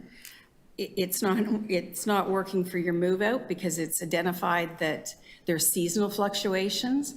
And when you're doing your monthly variance analysis for a budget, you have to take all of that into account, right? So we're doing straight line. So my question is, when are we going to actually have the monthly variances for planned, and that your variance analysis includes things like seasonal fluctuations that were identified in the briefing notes? And I actually would like that we actually do variance analysis, because all that happens in this report is you identify the variance. And there's some significant either underspends or overspends that I think that the board, should get details as to, why you're underspent or why you're overspent. So I think that's two questions, but. Through the chair, we have worked with our counterparts in finance to discuss the variance analysis. Right now, with the way our projects are housed in the system that we have, there isn't an easy way, or actually there isn't a way to pull out the analysis based on the actual forecast of the project. So that's why it's still at the straight line level. Unfortunately, I'm not able to provide a date on when we will be able to have that, because it's still work that's in progress. Based on what we have today, I'm not even sure how it could be done, but if it can be done, it will have to be on a manual basis, and that's something that we have put in for the 2025 budget request for additional capital planning staff that would be able to provide this additional reporting that's requested. But right now, we don't have an automated way to get that information, and we don't have the capacity to do it on a manual basis, because I believe that would require going through project by project and listing it out on a manual basis. And perhaps, I know there's some people with finance that have helped look at it with us. I don't know if you have anything further to add to that. Maybe I see Michael's here, and I know he's had a lot of conversations with our capital planning staff on it. So through the chair, there are some elements of how we set up projects within the system currently that really do need to be reviewed to further enhance the outcome to allow for the forecasting. So currently, the reporting structure that was available through Yardi forecasts both the budget and the actuals in one line as opposed to having them in separate lines. So it's hard to separate the budget component from the actual. So that standardization of what you're looking for can be achievable in due course, but there will be more iterations to the existing system that I believe will be required. Okay. But you can understand I do. why it's very concerning for the board that you're not, Absolutely. you can't track that way. Right. Because these variance analysis, it's very difficult by doing it a straight line. We don't know if they're permanent, if they're just timing variances. We have no idea. I question your trending when you say you're going to be at 10 million for COXX. It looked to me like a lot of it's one time because you were like almost $4 million under budget by February, right? And then that's only increased slightly. Now you're at 5.2. But I don't see if it's based on from, February to May, how you're going to get to 10 million. Because it looked to me, and again, there's no explanation, that a lot of that was a one-time issue. Just like in the briefing note, it was a one-time issue. Somehow things didn't get accrued, right? So that's, those are one-time issues that need to be addressed. This is up for vote. I will say, I'm not in favor of this because I think it should come back when you can address the move out and that we have confidence because the report number A said that we had serious issues with, work orders and accounting for work orders. And so I'm not comfortable with this, so I will vote against. This is up for the board to decide, but I would like to see this come back to the board with more information as to move out and more variance analysis done. I don't want to delay any projects. I don't think that would be the case, but, and it's up for. Can we just confirm what we're delaying? And I'm just telling you, I'm not supportive of this based on all the information that's come to the board as it relates to 10A, as it relates to the briefing note, and how that fits in with this reallocation. So through the chair, happy to bring back more information on the request as you noted. Can I just confirm though, would not approving it at this stage actually result in deferring any projects, Ellen? I'm not able to answer that, unfortunately. I'd have to get a lot of detail. It very well could, because we are looking to reallocate a lot out of, the demand capital, because we are under with the demand capital. So there is a significant reallocation that we're looking to take out of that and put into planned. Some of it needs to go to move out as well. Okay, so are there any other questions on this item? Adele, it's Parky. Can you hear me? Yes, earlier we can. When John brought up order, I wasn't sure if I was heard or not. You can't hear me? Yes, I can hear you. Thank you. Thanks. That's all. Did you have a question? No. I just wanted to make sure if I could be heard for the vote. Okay, thank you, Nick. Just as it relates to this item, I am concerned by not approving it, the organization won't be able to move forward on necessary work, both planned and demand. So one, and the question was asked, and Alan can't answer specifically at this time, but I am concerned with that. I'm supportive of more information on a go-forward basis, and budget reallocations, within a certain, overall sizing is relatively normal. So from my perspective, I'm comfortable for everyone else's benefit. I'm comfortable moving this forward with increased reporting and discussion going forward. But I'm comfortable going forward in order to continue to have planned projects be executed. Okay, and I know this was recommended by BIFAC. So we can certainly vote on it. The issue is we don't have the information whether anything is delayed, and I don't know, within smaller item reallocations, as opposed to if there are smaller projects that can be done. And it's just my vote. That's all. So I know Yeah, this was, sorry. It's Parthy. I do have a question. Sorry about that. If I can ask it. yes. To staff, how sorry are we that we're unable to determine at this point whether some projects can go or not?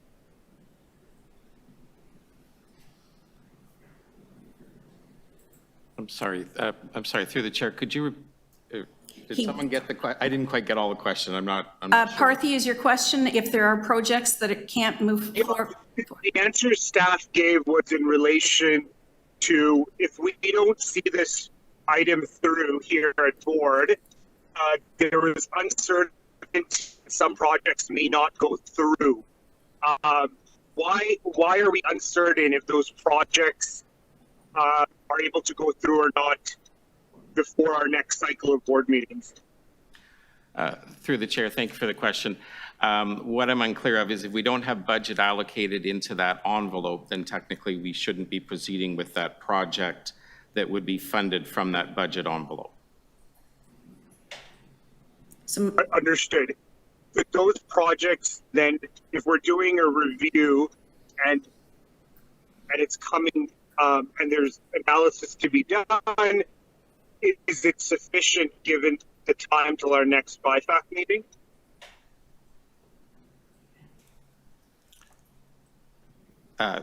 Through the chair, the projects do continue every day, and we have things that go through. So we do look at the allocations, and there is the possibility that it could. I'm not saying that it will. I'd have to have a complete analysis done on that.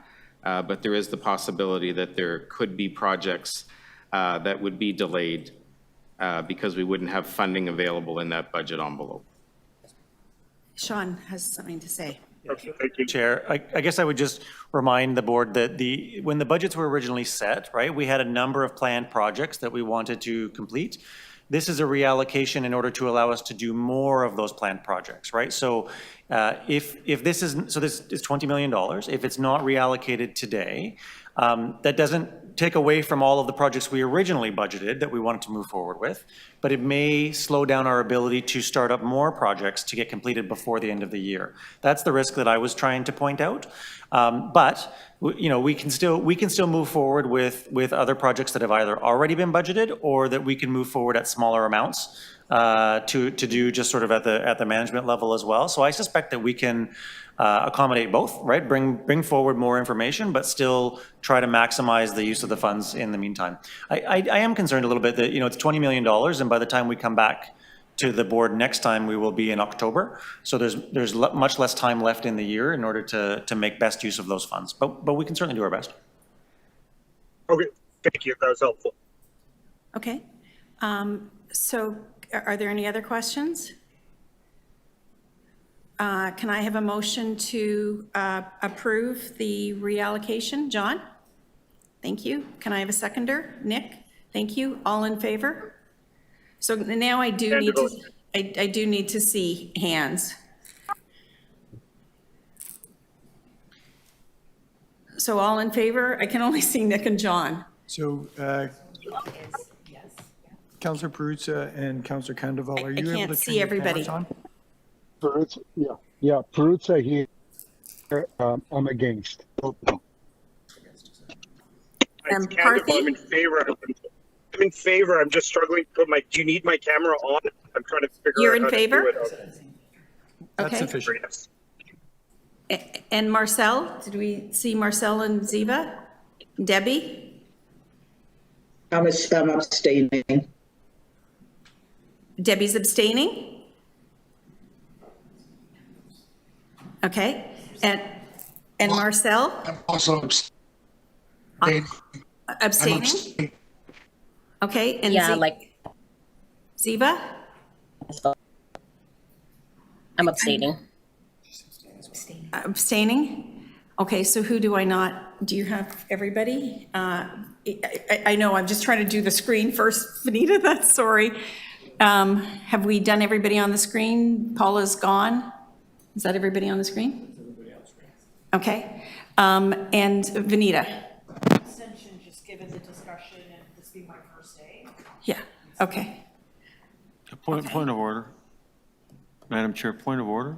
Yep. I'd like to ask if the rules provide for abstentions on votes. Oh, Dara? I know it's city council, you can't abstain, so.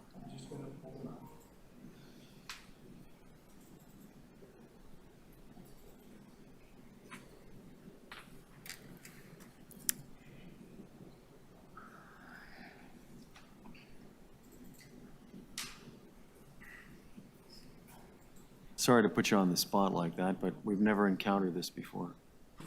That is not true, John. I've been on the board since 2018, and this is at least my second or third time abstaining on a vote. I was going to say, usually people can abstain because they don't feel that they have sufficient information to make an informed decision for or against. Exactly. So I would like to think that we are entitled to make abstentions, but I can't speak to City Hall. Yeah, but this is TCHC, not City Hall. I know. So Dara's checking. I would think every board has the right to abstain. I have a quick question. Yes, Marcel? I apologize, but what is Safe Life, or what is that, or Life Safe? Life What is that? safety? Yeah. Through the chair, that's just a budget envelope that is used to capture projects which are considered life safety in nature. It can be things like an emergency generator, as an example. It could be replacing a fire alarm system in a building, things that are regarded as fire life safety within the overall building.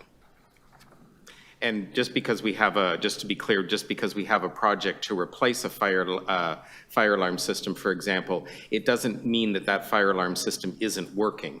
It can mean that it has come to end of life and needs to be replaced. Certainly if there was a system that was not functioning, we would get it fixed and get it functioning. If it could not be fixed and it wasn't in our planned projects, then that's something we would move to our planned projects. And then we have interim measures that we would put in place. For example, if a fire alarm system is not functioning, there's a process in place through Toronto, which is what we're required to do by Toronto Fire, that we would put in a fire watch as an example.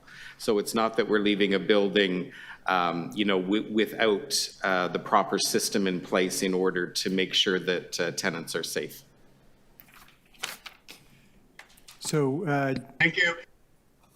I've had a look at the rules, which were last week adopted by City Council in the form of bylaw. They don't specifically speak to the question of whether a director can abstain during a vote. What they do provide is that if there's a conflict between two or more rules in the procedural bylaw, or if there is no specific rule on the matter, the chair will rule. And the chair can consult with the board secretary, use the city's municipal code, council procedures, and the board's practices and former decisions, including previous rulings as aids in ruling. So it's in the board chair's hands as to whether or not we'll permit abstentions. In my experience, normal board practice is if you don't feel that you have enough information to make an informed decision for or against, you can abstain. So I think that's common practice. So I think, I don't know how City Hall deals with that, but I will allow abstentions. Is there any specific information board members require to make a yea or nay? Typically, I see abstentions when it's a conflict of interest issue. Not at all. No, you recuse yourself when there's a conflict of interest. You can't vote. That's my experience. That's my experience as well. Okay. May I ask Yep. I'd like to ask a follow-up question about the $20 million expended. So if this measure doesn't pass by the board, I'm to understand that $5 million in parking garage repairs will not take place. Through the chair, I would have to Because look you've allocated $5 million to parking garage work. through the chair, correct. I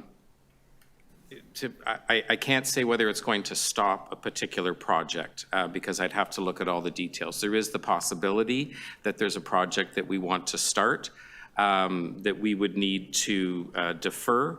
There could also be, I'd have to take a look at it, but they are being put into the various envelopes, the reallocation to, in order to facilitate projects. What I can't say for sure is, whether leaving it until the next board meeting would stop a project. I just don't have the details of everything in there. And then could you just outline the difference between holistic building retrofit program and envelope? Through the chair. So holistic building refers to the projects where we're doing multiple components in the building. So it could be the building envelope, parking garage, interiors, roofing, something that we're doing major components within the building and more than one component. Generally, there's multiple components. In terms of enveloping, that budget envelope generally has projects where we're looking at just the building envelope, so cladding, windows, potentially balcony work. Energy retrofits and things of that nature? Sorry, through the chair, yes. Envelope could have things which are energy related. There could also be things in the holistic building that could be energy related as well. And holistic just refers to that it's more than one component, generally speaking, and oftentimes it's multiple components, not just like two. Thanks for clarifying. I just thought that was important. Dara has. I'm afraid has I the got to rule. apologize.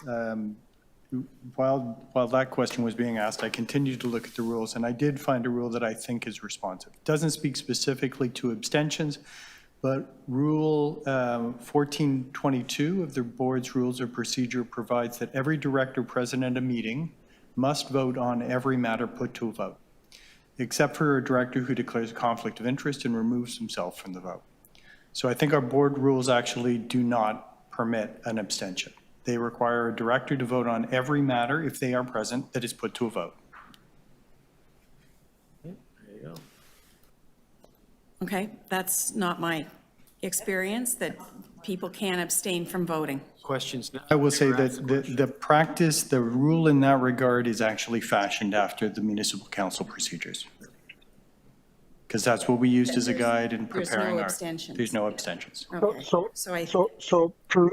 Perruzza here. Can I ask a question on this? Yep. Yeah. So Madam Chair, if you take the first approach and it's your call, and if we don't challenge your call, your ruling, and you allow the abstentions, my question relates to quorum. If you extract the abstentions from the total vote, and if there isn't a quorum achieved, does that vote stand afterwards?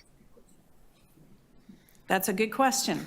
So I'm going to defer that one to Dara. So I think that the rule actually answers the question, because the rule actually wouldn't permit a director who's present in the meeting to abstain. So if directors absent themselves from the meeting, we lose quorum, and the vote doesn't stand because it's a vote without quorum. But the only way that a director essentially can abstain from a vote is to absent themselves from a meeting where the matter is put to a vote. If you are present, you must vote. That's our rule. Garrett, can I suggest for those who want to abstain that they move a deferral motion? Because of the argument, there isn't enough information for the time to bring the information. I don't know, as a suggestion to how to deal with this question on, because I agree that the length is clear. Every director has to vote. Governance document. Oh, I'm not sure. He's got the bylaws. Okay.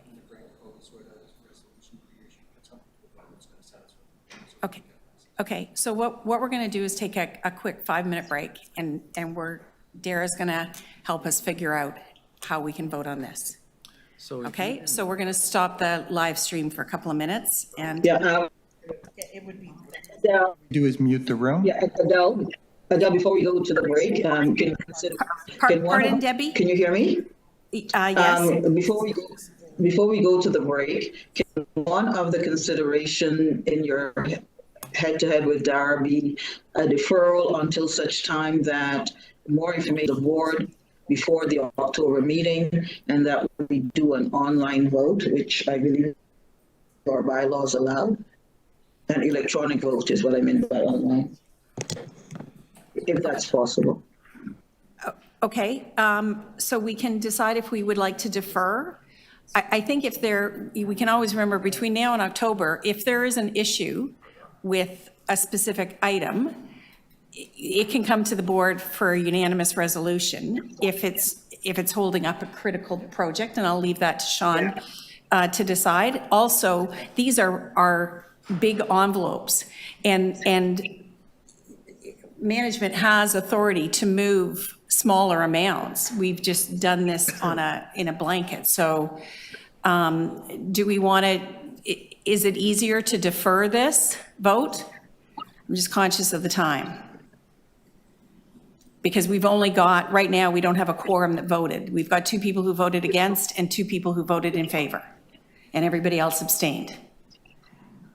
Yeah, so I say we move a deferral, especially Okay. now that you've explained that we can break it up and Sean and his team can move forward on smaller items without board approval. Okay. Which speaks to John's point about deferrals on. Okay, so are we comfortable? Yes, John? Our next board meeting is not till December the 12th, is that correct? No, October. Oh, it's October. If I understand the proposal, the board would vote to defer its consideration of this matter with the opportunity to consider any items identified for a budget reallocation in the intervening period between today's meeting and the board meeting in October through a unanimous director resolution. And if that can't be achieved, then there may be a need for a special board meeting. Okay. That will work too. Okay, and I'll leave that to Sean to determine whether, okay? So can I have someone move that we defer the vote on item, I don't know, 10C? Debbie, thank you. Yes. Can I have a seconder? Second that. Marcel, okay, thank you. Can I have a vote in favor? And maybe, I can't see everybody. I know I can see 4 hands. Councillor Candoval, can we have your vote? Did, Ziva, are you in favor of that? Yep, her hand's up. Oh, she raised her hand, So sorry. I can see that Directors Douglas, Director Charlebois, I think, and Director Ferreira had their hands up. I can't see Councillor Candoval. Perut says in favor as well, okay? Can you hear me? Yes, we can hear you now. Hear me? Yep. Yeah, sure, in favor. Yeah. Okay. I'm also in favor. Is Uba, also in favor. Okay, And Perut any says opposed? good with that. Okay, John is opposed? And me, Nick. Okay. Okay, so we're deferring this item.